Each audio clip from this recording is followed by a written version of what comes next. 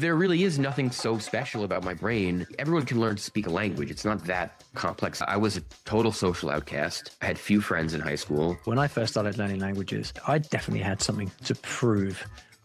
All right, well, I am delighted to be joined by Arieh Smith, otherwise known as Xiaoma NYC. Arieh, welcome back to the podcast. Thanks for having me, Ollie. It's great to be chatting with you again.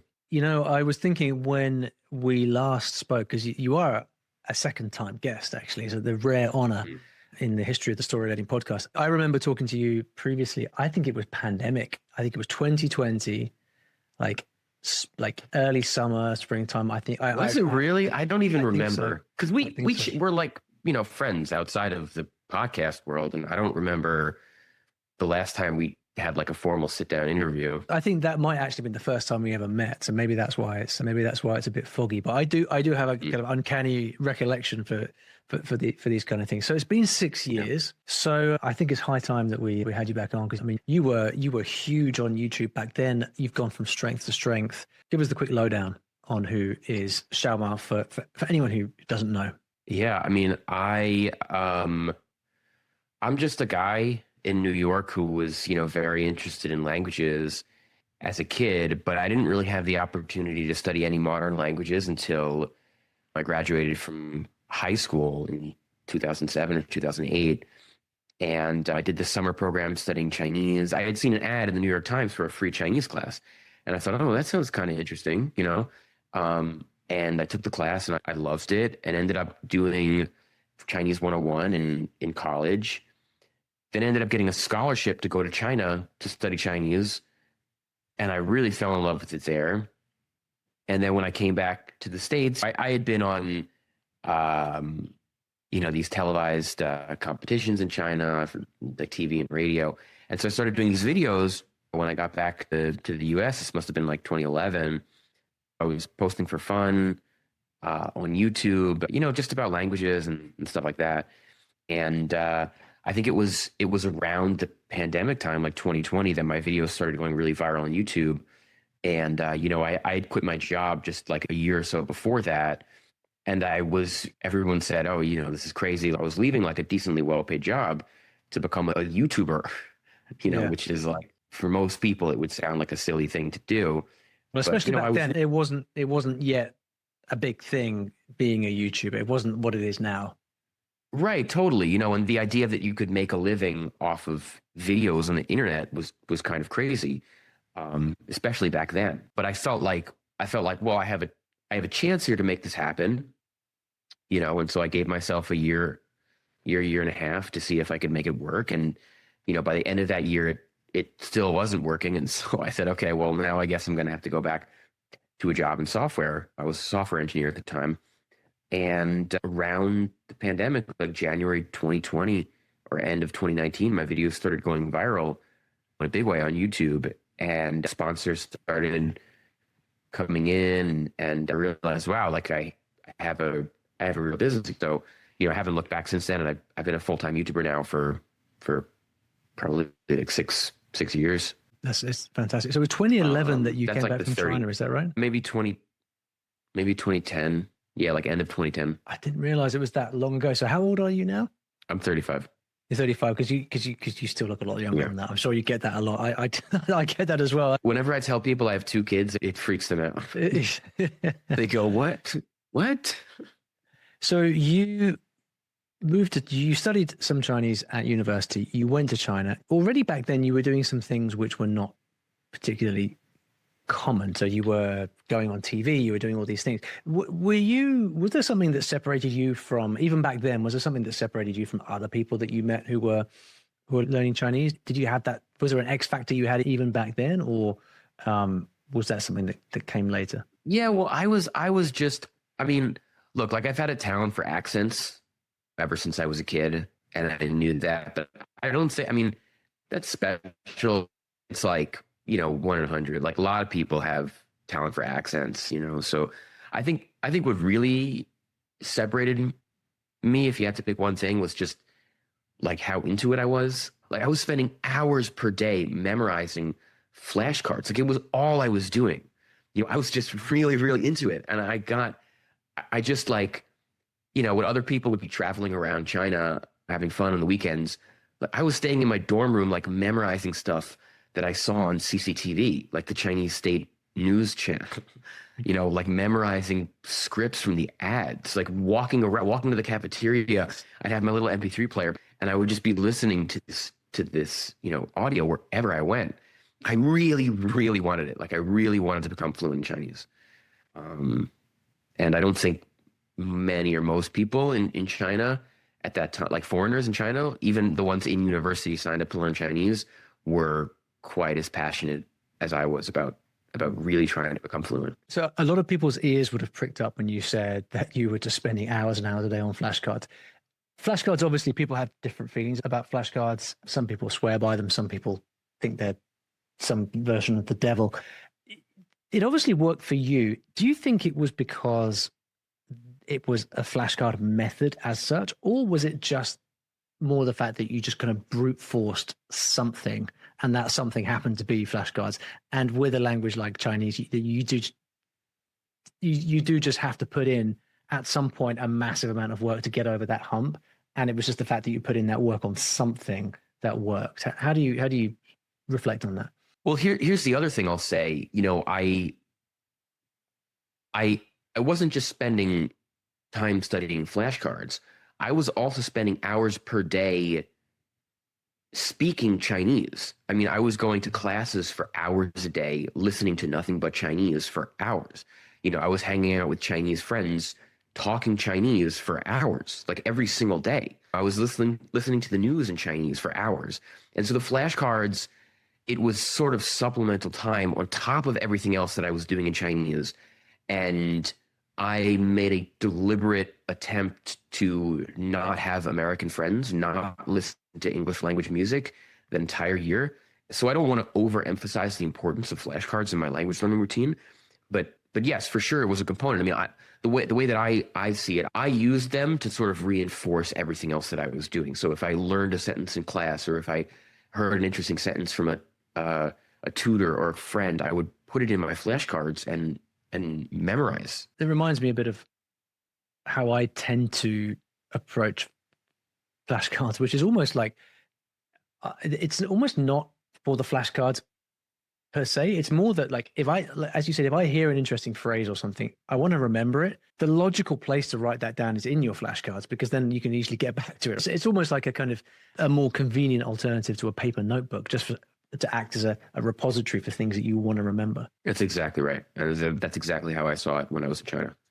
By the way, if you're enjoying this interview, then you will love the free guide that I have put together with all of the best language tips from today's guest. We put all of the insights from the interview into a handy one-page PDF that you can refer to whenever you want. To grab it for free, you can scan the QR code on the screen if you're watching on video, or else click the link in the description.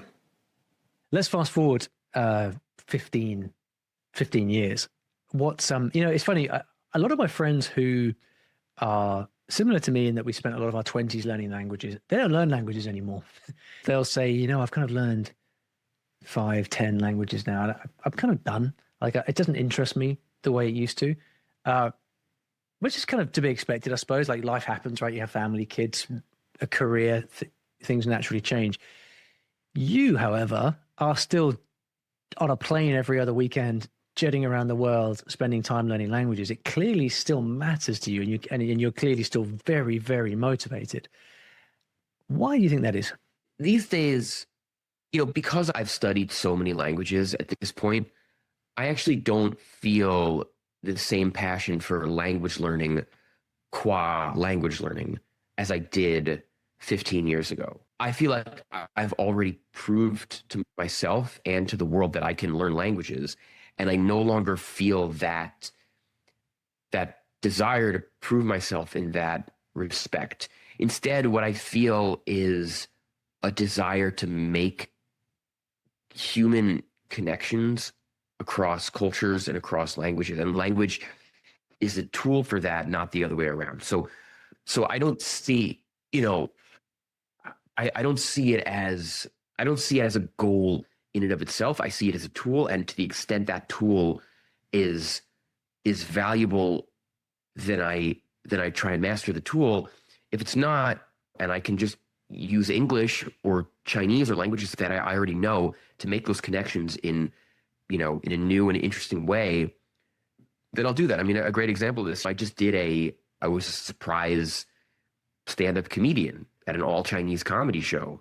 And I didn't have to learn any new Chinese to do that routine, but I had to learn how to do stand-up comedy, And so these type of things, I think, are like creatively, I'm trying to expand myself in ways beyond pure language learning, I would say.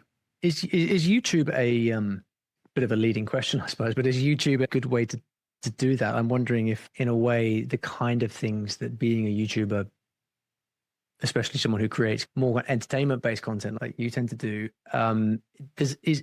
I wonder to what extent that kind of pushes you, to what extent that keeps languages fresh for you, because you've kind of got the challenge that comes up from the YouTube content idea, and then you're able to match the language to that.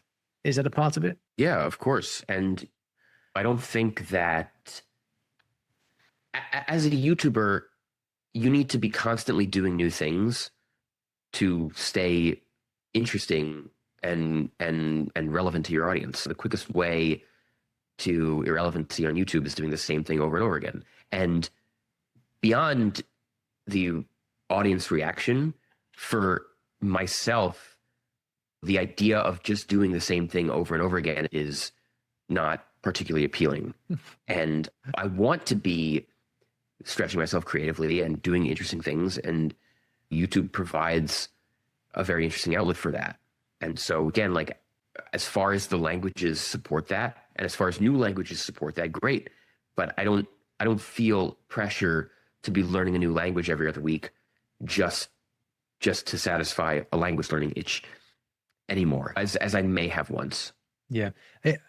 It's really interesting what you said earlier about you feel like you don't have anything to prove anymore. This has come up like time and time again in interviews that I've done. And I think I didn't know it at the time necessarily, but when I first started learning languages, early 20s, I definitely had something to prove. I'm not sure I could articulate what that was exactly, but there was some kind of like discontent, I think, with who I was at the time, at that age. And languages were a way for me to, I think, I almost could have proved to myself that I had something worthwhile, or I was worthy in some kind of way. And I remember quite a few people who I've spoken to on the podcast, people who have become very, very proficient in at least one other language, share a similar thing. Are you able to say what it was that you had to prove when you were first learning Chinese? Are you aware of what that was? Yeah. When I was growing up, I was a tried and true nerd. I was a total social outcast. I had few friends in high school. I didn't have the best self-esteem, frankly. I had just been rejected from almost every college that I applied to. And all of a sudden, here I am as a college student. I had good grades in school, but not, incredible, right? And here I am as a college freshman studying something that I feel like this is something that I'm gravitating towards in a way I haven't ever gravitated towards any academic subject ever. And I feel so passionate about it, and I feel really good at it too, in a way that hasn't ever come to me before. And, trying to master it was for me a way to prove to the world that, like, hey, I'm cool and I matter, right? And the better that I got, the more it seemed like, because now, like, I would go places and do things in Chinese and people would be like, whoa, your Chinese is really good. And that for me was like, oh, like, all of a sudden I'm doing something that feels really valuable, and in a way that I never really felt before. Like, I felt cool. Like, I felt like, the jock on the high school football team. Like, I felt, wow, I'm doing something that people are really impressed by and that I'm really good at, and I drive a lot of passion and value from. So that's really what motivated me to keep learning and go as far as I did, I think. How does the social outcast, as you put it, develop the confidence to do a stand-up comedy routine in Chinese in China? I'll be honest, that would terrify me. in every single Yeah. in every single sense. Well, I mean, for me, I've been doing this for so long. I was an introvert, as a kid, and I suppose to some extent I still am. But having done this for so many years on YouTube, I've become obviously much more comfortable on camera, and also just more comfortable in myself and who I am. Like my kind of motto these days is, if it sucks, it really doesn't matter, because YouTube isn't going to promote the video to anyone. If it's a bad and cringy video, who cares? Nobody will ever see it, because that's the video though. What about the people? Right. What about the humans sat in that comedy club staring back at you? Sure, of course, yes. And you know what? That's obviously a risk that you have to take. And I do cringy stuff all the time that I don't even post. I'm just like, this wasn't good, so I just won't do it. Is a stand-up comedy crowd in China as ruthless as they are in the US? To be fair, it was in New York. It was Chinese audience in New York City. I mean, the audience was very good. I actually tried that routine twice at different Chinese comedy clubs in New York.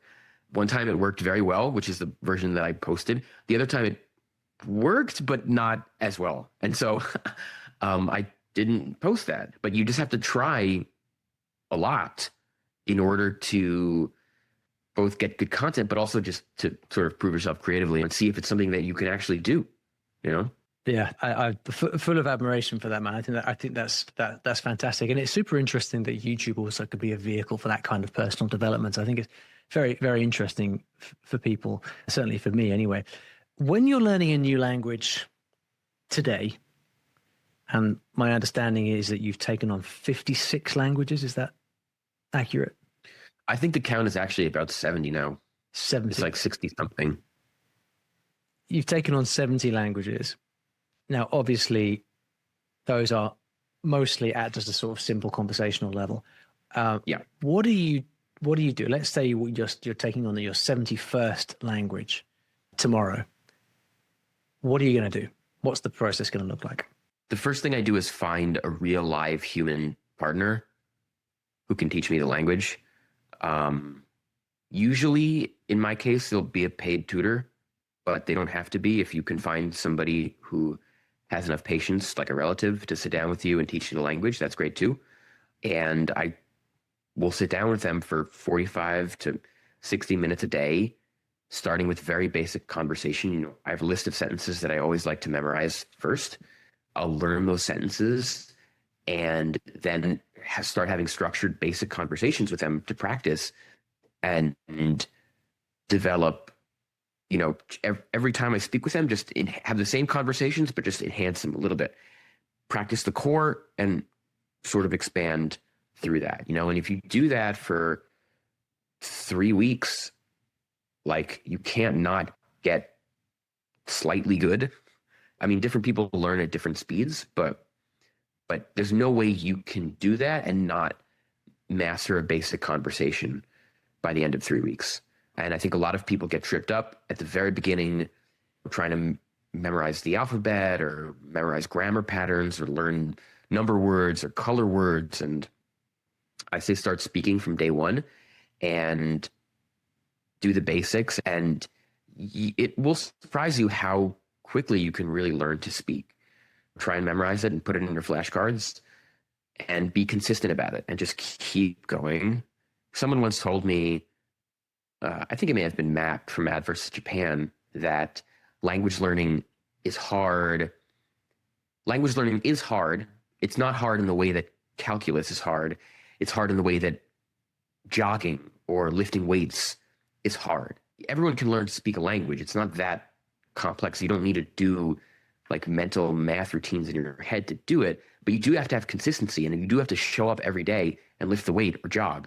But if you do that, you will get better. Garrett, there's no way you can't get better at learning a language. Like, it will happen. You're a human being.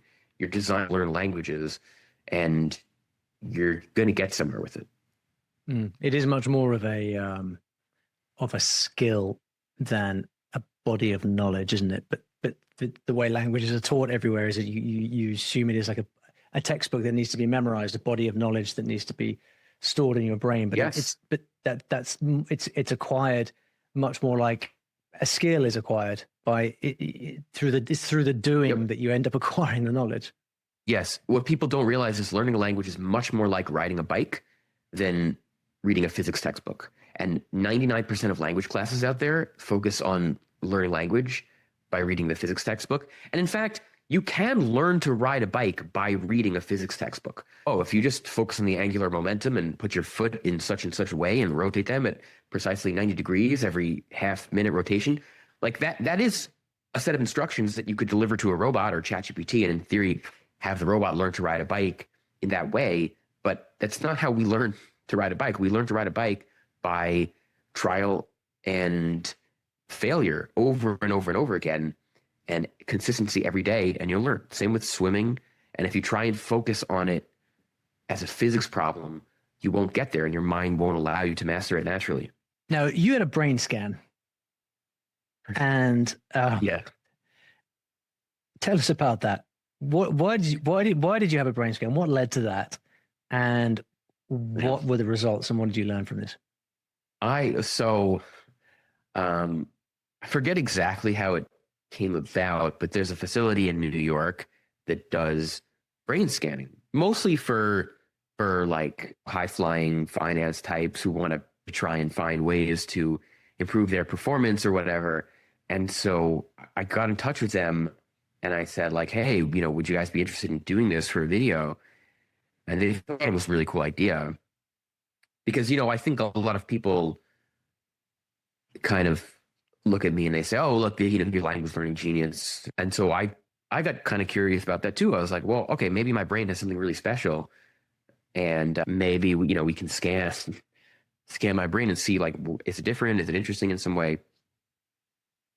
And I guess, like, as a caveat, brain scanning isn't really, it's still very much in its infancy, and there's different types of brain scans you can do. But this institute, in any case, does brain scanning for this type of performance-minded individual. And so they scanned my brain, and the results, I think, were kind of underwhelming. Like there wasn't really too much nothing special going on in the screen.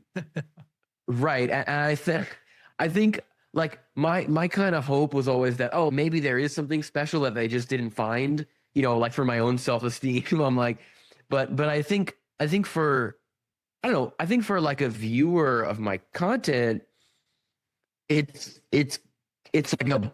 like a positive message, even if for me it's just like kind of an average message that my brain is sort of average, because if there really is nothing so special about my brain, then it's really more about like the effort and the consistency that you put into learning languages rather than it validates anything special about your brain. Your whole process in a way, doesn't it? Because it shows that, you didn't have any kind of natural head start. It's down to hard work. And in that sense, you can kind of take more of the credit because you didn't have a head start. What about different types of elements of language processing? Was there anything different in your kind of auditory capabilities or anything like that? I think there was something auditory. Like personally, if you were to ask me, where is your best, like, do you have any natural talent for language or anything else? I do, at least like I regard myself as having talent with audio stuff. Like I've always been good at, if you say something, I can repeat it back pretty well. And I can repeat it back kind of as you say it with the right intonation and patterns. And oftentimes when I'm learning with tutors, they'll say, oh, wow, like that was pretty quick the way you picked that up. Yeah. And so that is something that I'm good at, being able to listen and repeat back and like remember the audio of how you said it. But that will only get you so far in learning language. There's a whole another set of routines that you need to be good at to get good at learning languages. It's much as if, like, let's say you're LeBron James and you want to become the world's best basketball player, but your only skill is being able to run really fast. That is helpful for basketball, but there's a whole bunch of other things you need to know to become the world's greatest basketball player. To be able to shoot, you have to be able to pass, you have to be able to coordinate with teammates, right? And all that stuff, I think, even in the case of somebody like LeBron James, comes much more down to hard work and effort than it does natural talent. There was is it who's the golfer? Gary Player? Is it someone player said something like the more I noticed that the more I practiced, the luckier I got. And it's kind of nice because Yeah. it just goes to show like that thing, you miss 100% of the shots you never take, right? All these, we can keep rolling with these cliches for as long as it takes. But Right. at the end of the day, it comes back to what we spoke about earlier on. It's that behavior that really is the behavior itself, which is the underlying thing, right? If you are the one that's actually, in your case, you're putting in the reps, you're turning up for an hour a day, you're going to spend, days, weeks, months, years in China, like irrespective of your ability, the fact that you're the one showing up is going to result in language learning to some degree. Yeah. And I don't want to be totally dismissive of talent either, because if I practice particle physics for an hour a day for 17 years, I wouldn't be anywhere close to Albert Einstein. Like, it doesn't matter. I just don't have the brain for it. The same with like musical instruments, like so many different things. But it would still be, even in that case, way better than somebody who never practices at all. The analogy I like to use with this is, I don't know if you have this in the UK, but chess hustlers in parks. In New York, it's a very popular thing. I've seen it on TV. To go to Washington Square Park. Yeah, right. And there's people who just, who sit in the park. They're just like average, everyday guys, mostly guys, sometimes women, but mostly guys who just sit in the park, and you pay them $5 for a chess game. And you're like, oh man, these guys are going to be easy to beat. But then you get slaughtered by them like every time. They're really, really good, but they're just average people who've practiced so much, so many games with so many people that they get really, really good. And if you maybe they're not going to be as good as Magnus Carlsen, but they're still better than 99.9% of people who've ever attempted the game of chess, right? And for me too, like if I practice chess, like I'm not that good at chess, but if I practice chess like they did, I'm sure I'd be as good as them, right? Maybe even able to beat them. But I probably wouldn't be like Magnus Carlsen, but I would be way better than I am today. But I just don't have the motivation and the real desire to learn chess like I do with languages. Before I let you go, let's talk about AI, because AI is everywhere. I'm increasingly curious how language learners are using AI, if at all. I'm generally quite slow to adopt new technologies. I think slightly, often because I learned languages in the days before we had any of this stuff, even the internet. So I have this memory of of the value of hard analog work, and I think that's probably going to stick forever. How are you using AI, if at all, in your language learning? I mean, I think AI is an amazing tool for language learning, and I think anybody who's not using AI to learn languages, I think it's a missed opportunity, because I don't think it replaces humans. It doesn't even come close to that now. You still need to learn with real people, but it's almost like it replaces a language textbook. It's a language textbook, but way, way better.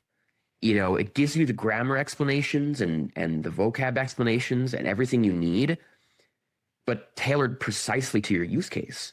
And it's something that AI is so perfectly suited to, which is not creative breakthroughs, but help trained on massive corpuses of text. And language is probably the thing that AI is best suited to teaching.